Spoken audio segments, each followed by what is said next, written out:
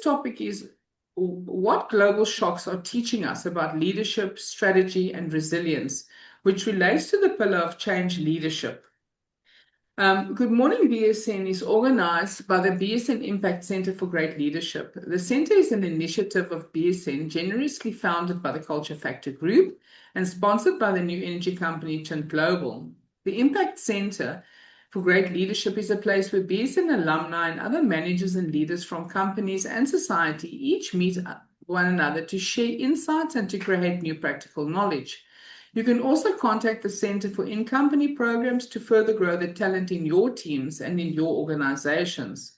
The presenter for today is Dr. Abiodun Ariyo. He is a senior banking executive and trade finance specialist with extensive experience across retail, corporate, and investment banking.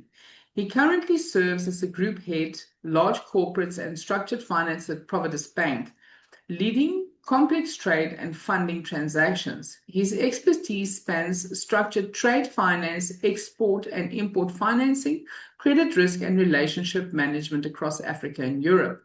Dr. Ariyo has built a strong track record in originating and executing large-scale commodity and trade finance deals across multiple sectors.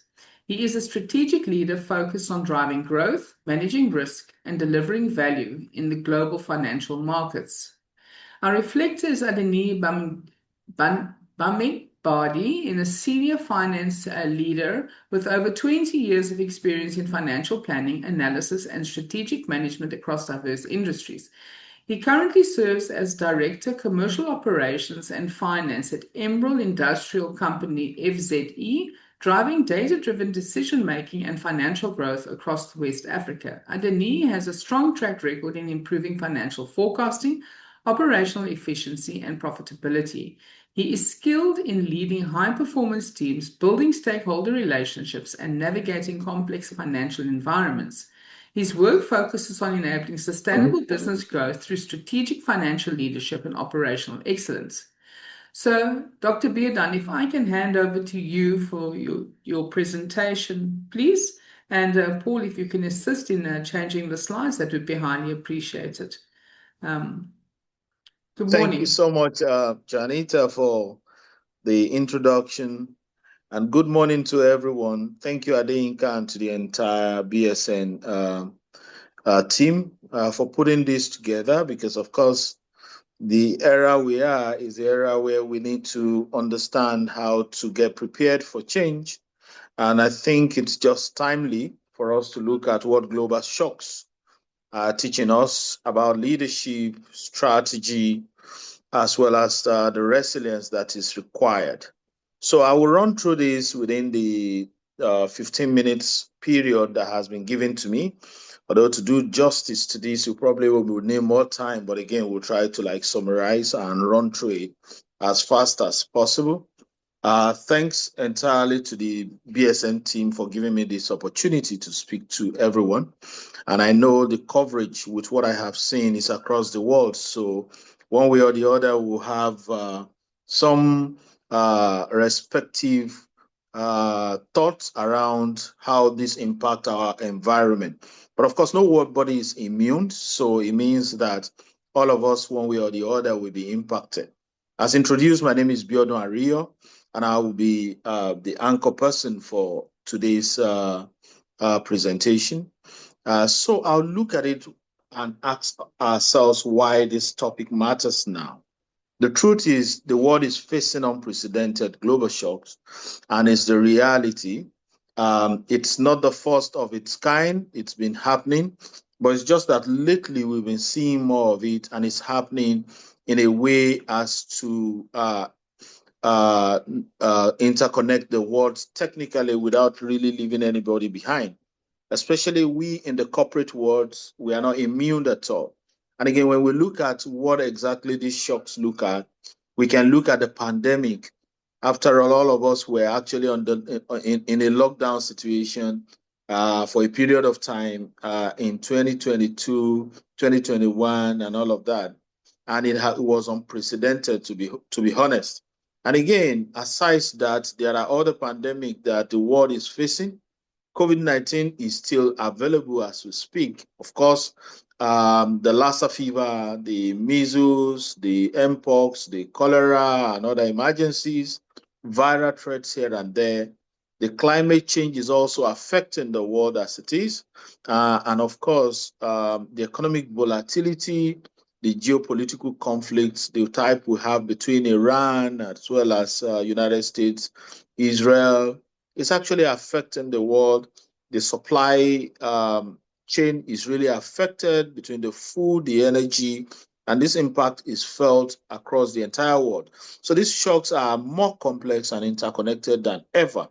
Traditional leaders and strategy models are being stress tested.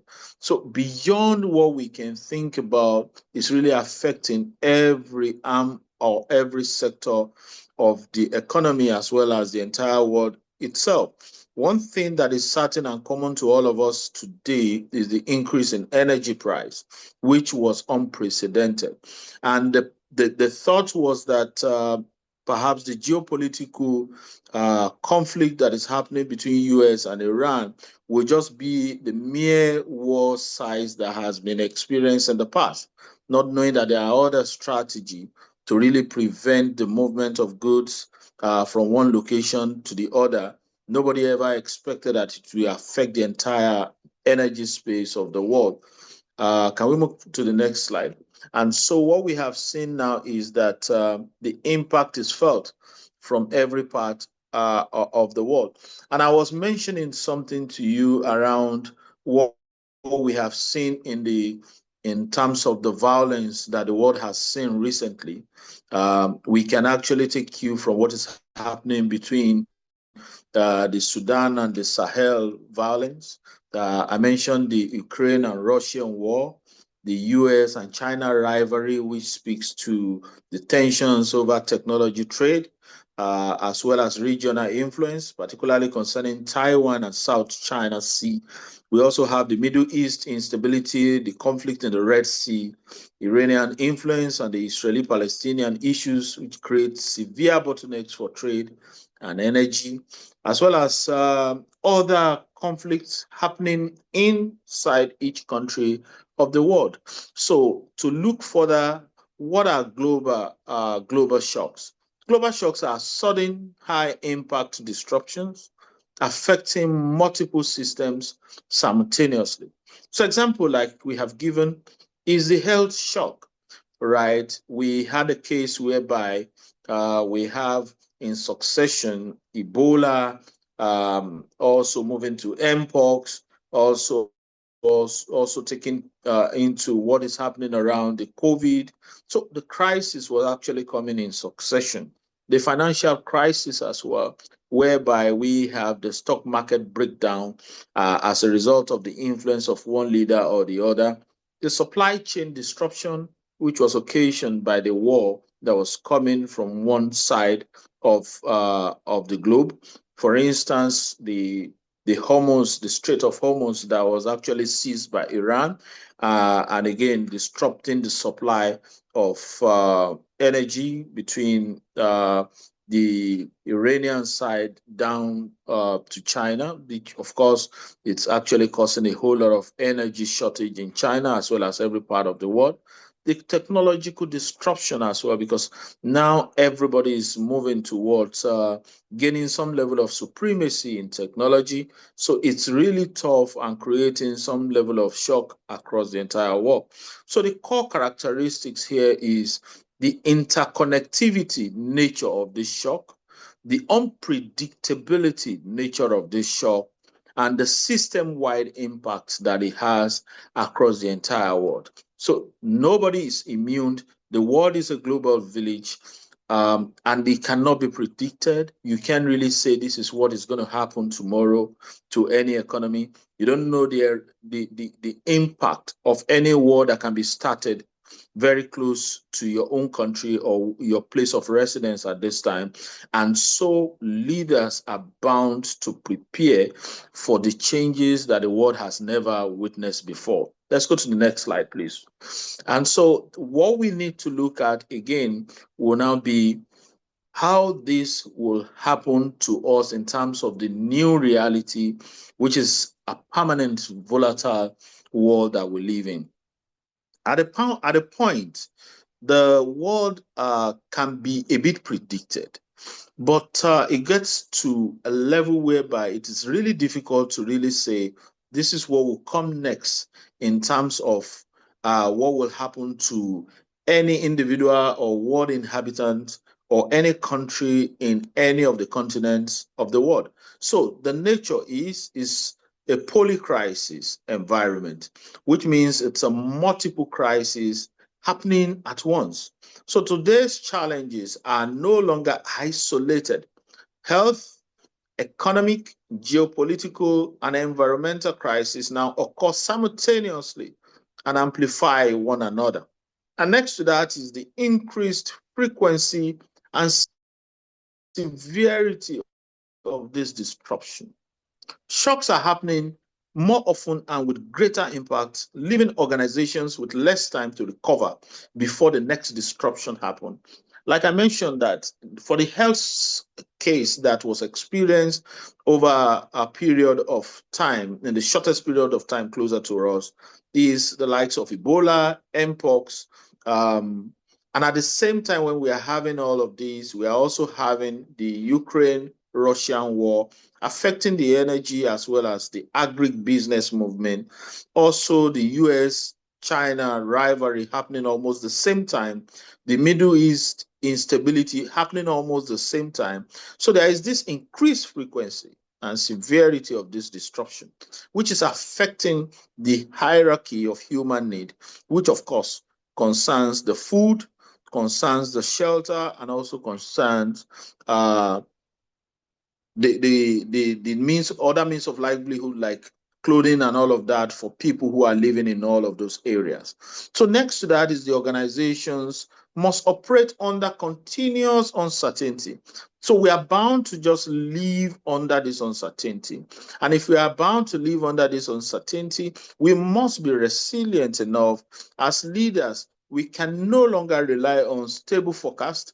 Decisions making must happen despite incomplete information and rapidly changing conditions. So we must actually find a way to survive despite all of this crisis. So resilience is now a strategic necessity, not optional anymore. It is no longer just about surviving crisis, but about building the capacity to adapt, respond, and grow stronger in an unpredictable world. So we have to be resilient because we don't even know what comes next. And as a result of that, it is said that change is the most permanent thing. And then we need to just show this level of resilience to get through in the changing world. Next slide, please.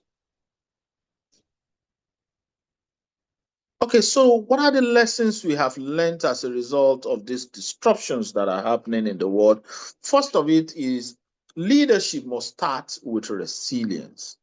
Like we mentioned in the previous slide, resilience is not a trait, but a capability developed over time. So it means that as leaders, we must develop that resilient capacity. We must be able to position ourselves to adapt to change over time. So the leaders must anticipate these shocks. We must learn to adapt when it happens and also find a means of recovery when it happens. So the key insight is leadership is now defined by how well you respond to disruption. And I'll give a typical example. For example, if your importation of maybe grains comes from Ukraine, and prior to having the conflict between Russia and Ukraine, you have a contract with an Ukrainian company, and suddenly this supply cannot be delivered. What is the next step?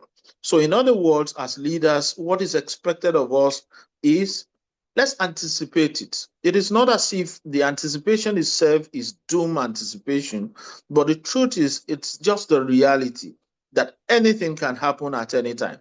And we should learn to adapt when it happens, and as well as try as much as possible to recover in the case where it happens. Next slide, please.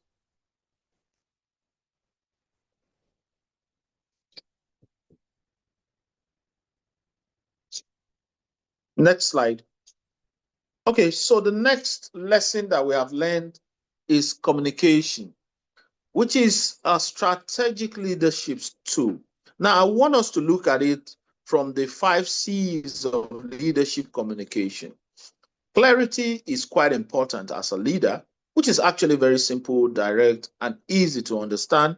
And this creates, of course, a constellation for effective leadership communication. And we have to be consistent as leaders, which is the regular and predictable messaging, create a level of candor, which is honest and transparent communication, then compassion, empathy, and people-focused messaging, and above all, ensure calmness. And that calmness speaks to confidence and reassuring tone. So the calmness in the face of turbulence is actually the trait of a strong and a great leader. However, it might be tough to achieve, but leaders must train themselves to ensure this happens whenever there is a shock. But because, like you said, the shock is bound to happen. So you can only adapt to this shock. So the clear communication built requires trust, stability, alignment during crisis. So what effective leaders will do is to communicate quite early, communicate transparently, and communicate consistently. I think what we have learned through COVID was the leaders who were able to see beyond what the crisis could cost their organization. There was a rebound for some companies that was V-shaped in terms of rebound. There were some that were L-shaped, which goes flat upon the takeoff time. And it took some companies a lot of time to be able to gain strength in the face of the world economy itself. So it is important for us to see and put our companies in the position whereby, in a case where it happens, how do we survive and create opportunity? I think what most organizations did was that they create opportunity to work offline. And I think that is still sustained by some of the organization up until today, because I realized that at a point in the banking industry, we were using desktops to do various tasks at work. But I think it is now allotted to every staff of the bank, wherever you see it, to use a laptop now, which creates opportunity to really work virtually in a case whereby there is that shock. A point of thought for me is, in any crisis, what matters more is speed or accuracy in communication. Ensure that you prepare the mind of the employee, the mind of the stakeholders across what your decisions will be and how you intend to adapt in the face of the shock. Next slide, please.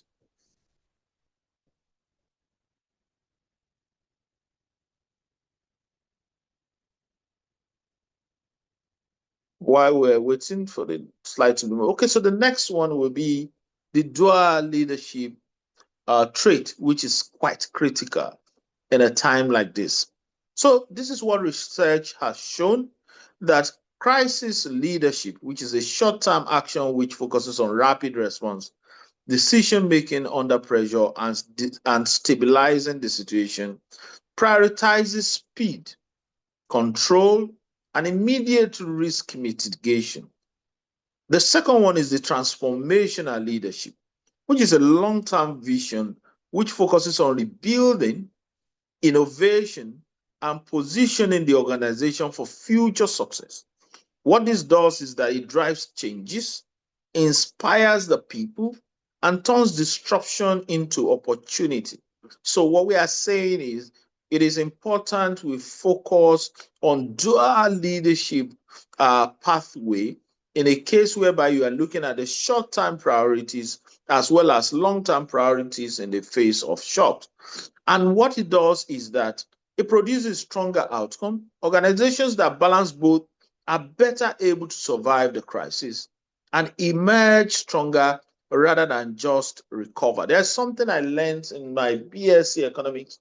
There is a character called John Maynard Keynes, which always is of the opinion that in the long run we are all dead, and which means that the old fashion economists speak about the long run effect, and his own thought is about the short run effect. And what is important here that this lesson has taught us is we need the short run effect as well as the long run effect to really prioritize speed control and immediate risk mitigation on the short term terms, and also to drive changes, inspire people, and turn disruption into opportunity under the long run effect. So you need both.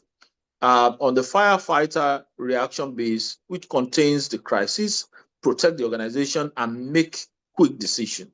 And the architect rebuild stage, which of course, when we look at this dual leadership in real life situation, will redesign the systems, rethink strategy, and create long-term value.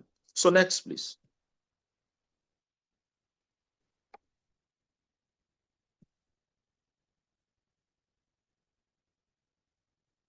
Okay, so on the fourth lessons learned on the shocks, it's leadership is now collective.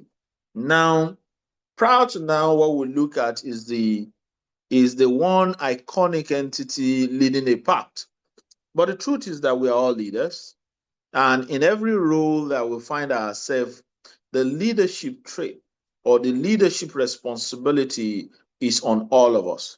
So what is important here is resilience starts at the top, but must cascade across the organization. Everyone becomes part of the resilience system. So shift from hero leader to distributed leadership. And I tell you this, there is a saying back then in Africa saying that uneasy lies the head that wears the crown. And somebody asks a question and says, what about the leg that wears the tight jeans? In other words, we both feel the impact of the shock. So leadership is important for every one of us in every cadre to take up that responsibility. It's one thing for us to pass the message as the hero leader, and it is left for the others to also take the message and pass it down to ensure that everybody in the organization understand what the plans and the objective of the organization is. So it's important that we give room for distributed leadership in our organization.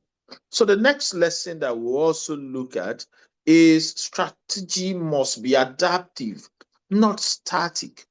In other words, one thing that a bit of science has taught me will be one of the laws they call the law of hooks, which allows for expansion.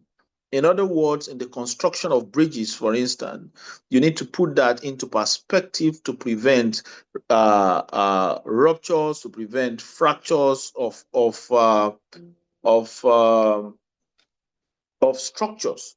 And again, what that does is creating a way whereby you can give room for shakeups that might probably happen. So for traditional long-term planning, is it really traditional long-term planning is really insufficient. So organization must continuously reassess, build flexibility into strategy. So strategy itself is the living system, not fixed document. So it has to be seen as a flow concept instead of a stock concept. So things must be given room to changes. For instance, we should ask ourselves, what if this happens? How do we change? For instance, as an organization, I work in the banking industry. The question might be, what if AI is the main driving force for the next Basel Accord changes that will happen perhaps in the banking industry? What if credit analysis will no longer be driven by human, but by machine? What if it might the trade that I possibly sit on at this time has a shock and have pre-financed? Those are the thoughts that should be in the mind of anyone, perhaps in trade finance space. So it is important that strategy must be adaptive and not static. So the sixth lesson that we'll look at will be the balance, defense, and offense. Again, we'll look at it from the traditional long-term planning, which is quite insufficient. Organization must continuously reassess, build flexibility into strategy. So like I said, strategy, living system, not fixed document. We must look at it from the fact that we protect the core and build the future. So again, by the time you put both together, which again, what are we looking at? Are we trying to protect that core or we want to build the future? So in trying to balance the defense and offensive strategy, we need to sustain performance today while creating future advantage. So benchmarking both variables, we probably will look at it from the cost optimization space to the innovations, as well as the research and development pathway. We need to look at the risk management framework as against the digital transformation, supply chain resilience, and market expansion. What we get to hear in most organizations, especially if you have an employee that is just joining, is how we used to do it where I came from. And that has been a question that has caused so much disruption in the midst of employees. However, change is quite necessary in as much as it's been done in a way at a place where we came from. How do we intend to do it going forward? So business continuity planning as against the new product development, compliance and governance as against the strategic partnership, financial buffers as against talent investment. So the concerns will have to now be dimensioned and see which one is more important in terms of decision to take per time. So the lesson 7, scenario planning is non-negotiable. Leaders must prepare for multiple futures, unknown disruption. In other words, we cannot just focus on a particular target end. We must look at multifaceted end, look at the possibility of if it is not coming positive and it goes negative, how do we survive? So the survivor instinct for any leader must actually be activated at every point in time. We must also prepare for unknown disruption. So what will happen, we don't know, and how it will happen, we don't know. However, we need to put down the tools that will help us to weather the storm when it comes up, which is the scenario modeling, the stress testing, the early warning systems, and proactive will definitely beat reactive. Now, this is what I'm trying to say. There is something we call monitoring trigger when it comes to loan assessment in the bank. So there is something we call self-reporting in a case whereby we anticipate disruption. So it is our plan as financiers to really say this, when we observe that this particular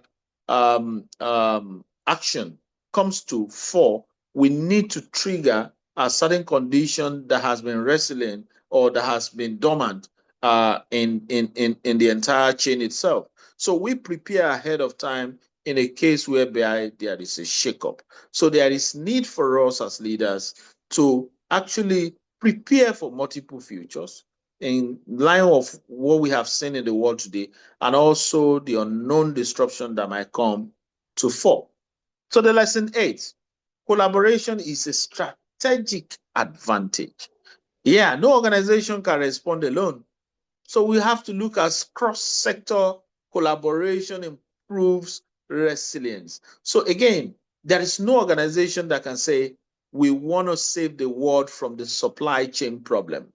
As we are having supply chain on energy in the world, my bank or your organization cannot stand and say they have a means to which they can solve the crisis that is happening in the Middle East today to improve the energy situation.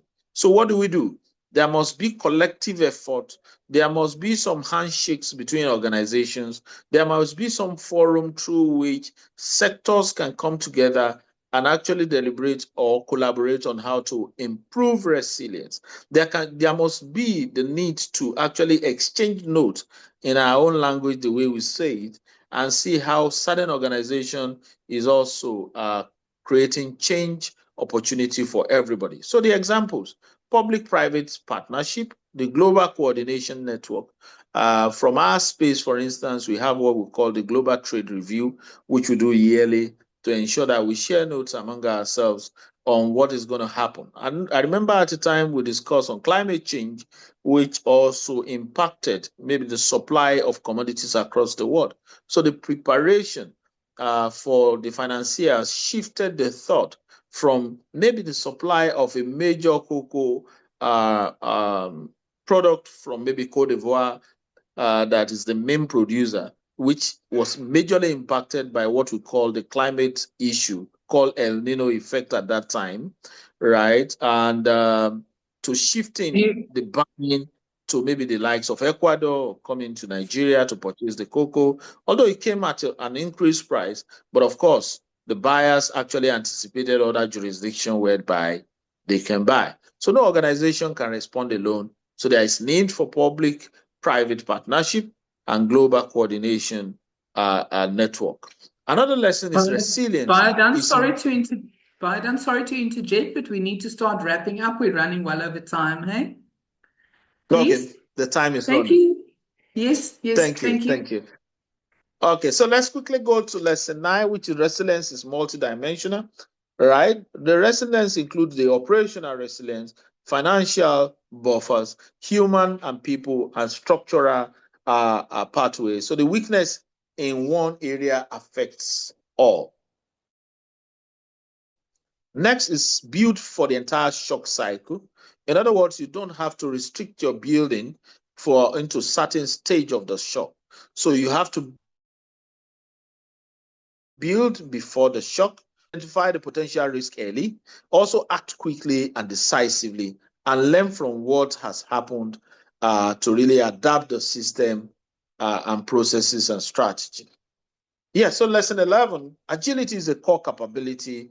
We need to be agile. We need agility because it's the ability to move quickly and adapt effectively in changing conditions. And that means we have to look at our teaming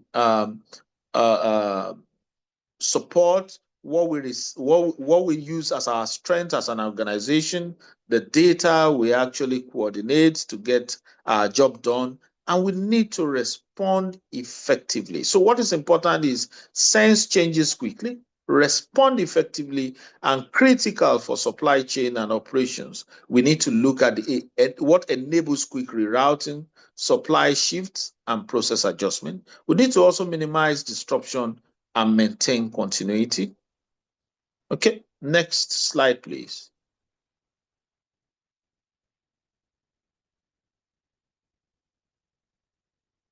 Can we quickly look at the next slide?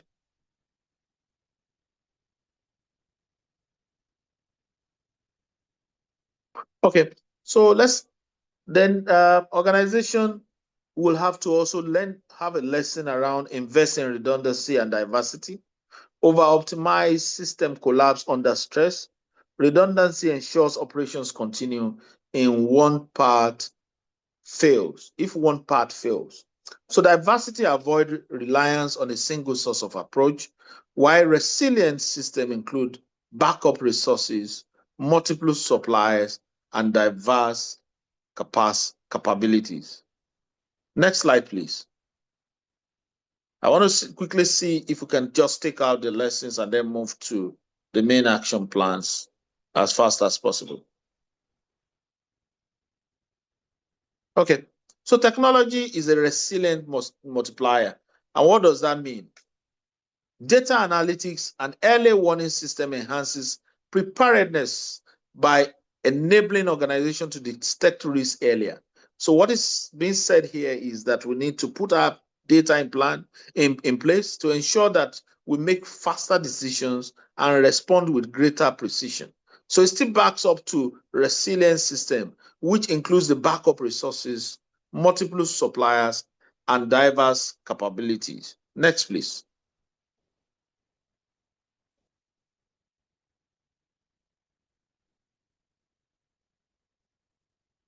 Okay, so I think we can move past the case studies within the Ukraine war. We have actually spoken about all of those. But let's look at the actionable framework for professionals. Let's quickly look at the actionable framework for professionals for the benefit of our time. So we will look at the resilient leadership model, which again, there are 5 pillars framework diagram here. So we need to anticipate, scan the risk continuously. We need to find a way to absorb and build buffers, to adapt, adjust quickly, to align, communicate and coordinate, and to advance, turn crises into opportunities. So I sat in the treasury of a financial institution at the time, and one of the core things that we do is to create buffer. And why do we create buffer? In a case whereby we need certain amount to really pay out to depositors overnight. So there is a certain amount we keep. Now there can be disruption. And what disruption can face financial institution? We can actually have miscommunication from competition. We can have attack. We can have cyber attacks. So we can have all sorts of build up that can affect our performance as a financial institution. So what we do is we anticipate this and we create the required buffer. But in a case whereby we still have some sort of call for funds that is beyond the buffer we hold, there is another channel called the interbank market where we can go get some funding and also satisfy the customer. So there is that preparedness, and we find a way to advance, turn crisis into opportunity. So the practical actions for leaders, which is the next slide, is to conduct quarterly risk review, build crisis response team, develop communication protocols, invest in staff resilience training, and embed scenario planning in strategy. Practical action for organization. Diversify the supply chains. Make sure if you are, for instance, maybe you are in the delivery of certain commodity out of the country, you need to have a local buying agents that are more than a single supply system. In other words, you have to open up your supply chain to ensure that you are not restricted to one supplier at a time. So in case if there is a shock on that supplier, you will not be affected. So there must also be a means through which you can strengthen your digital infrastructure, build financial buffer, establish partnership, create resilience KPIs. What get measured, get done. Core lessons and reflections. We are done. We please need to wrap up now. Yes, so I will leave that to Adeyinka to coordinate with the entity. Thank you. I know I have actually gone beyond the time expected, but I wish we can have more time to really go core into it. Thank you for the opportunity. Thank you. Thank you, Bedan. Very interesting topic and very relevant topic for today. Thank you. Adeniyi, if I can hand over to you just to reflect on what Dr. Bedan has had to say. Yeah, thank you, Dr. Abiodun, for that wonderful slides presentation. I honestly appreciate, and I think I can agree more with you. Let's go into this quickly. Global shocks are real, right? And the effects are undeniable. Can we have a world without the shocks? You know, your answer is as good as mine. It is doubtful. So, meaning no doubt, we are living in a world of isolated crises, as you had earlier mentioned. An era of continuous global shock, from pandemic to, geopolitical tension and all that. So as leaders, what are we learning? Excuse me, from the shocks, and how is what we are learning actually shaping us? And I think that's the key, the theme of this webinar today. What are we learning? How is what we're learning shaping us? We cannot be unbothered. We cannot be unhalted when the world around us, constantly unpredictable. So it is therefore imperative that as leaders, we can know rely on firm prediction as we used to do those days because there are a lot of uncertainty around you. Get the best of the information that is available to you. Take your decision. Your world today is beclouded with so much uncertainty. Now, test your risk when you're doing that, though. Make sure that you're doing that with minimal risk, because that still comes back to you or your business. Now, but something very important from what Dr. Abiodun had said is we must see crisis. We mustn't see crisis as just threat, but as opportunity, to make us transform the situation and make the situation a turning point, not only to bounce back, but to also bounce forward, from the global social economy and, technological challenges. So as leaders, we must have grasp of what is happening around us, prepare for it, predict on time.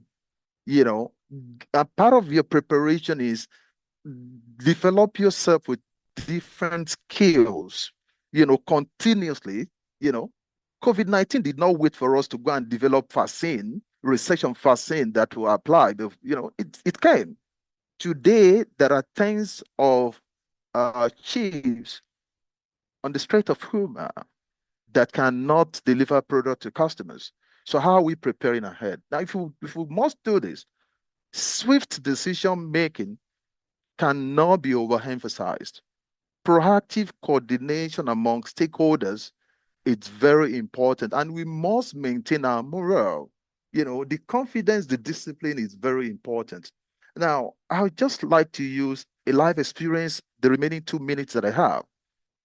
Some of us may be aware of the FX situation in Nigeria about 2-3 years ago. I was working with a company then. Part of what I was able to do along with my team was, one, we predicted the FX well ahead of time. We noticed the trend. And we know that like every 8 to 10 years, we experience situation like that in Nigeria. So when that started, we predicted ahead of time. So we were selling in local currency. However, we're importing our items, our product into the country. So if I sell in local currency, I don't have foreign currency USD to bring in my product. So what did we do? One, we were selling at forward rate. The rate at which if I sell in USD today and I want to go to market in the next 10 days, even 1 month to go and buy dollar, how much will I buy? I was using forward rate.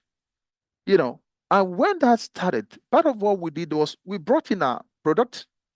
We bought items locally with the local currency that we collected. We shipped the item out of the country. We sold it, and then we got dollar back into the country. And we were doing this. While most companies in Nigeria were, stagnant on what to do, we were actually in our business. We were actually doing well during crisis. Aside that, it was an healthcare, and of course, a lot of healthcare products are sold at that time. But if we haven't planned ahead, we will still be able to deliver, to our stakeholders and our management. And I think the part, what I would like to leave you with is, on Dr. Abiodun's lesson 1, leadership is now defined by how well, we respond to disruption. So how well? Swift decision making, prepare ahead of time, collaborate with, stakeholders, and then keep your confidence, be disciplined, carry your team along. And I think on that, I'd like to leave it at that. Thank you. I'll pass the baton back to you. Thank you so much, Adeniyi. Thank you so much. We have run over time, but I don't think we should close off right now because I see we still have 111 people on the line. So I'd like to just take 1 or 2 of the questions, just that people have the opportunity to have their questions heard. So we have a question here coming from Ijeoma.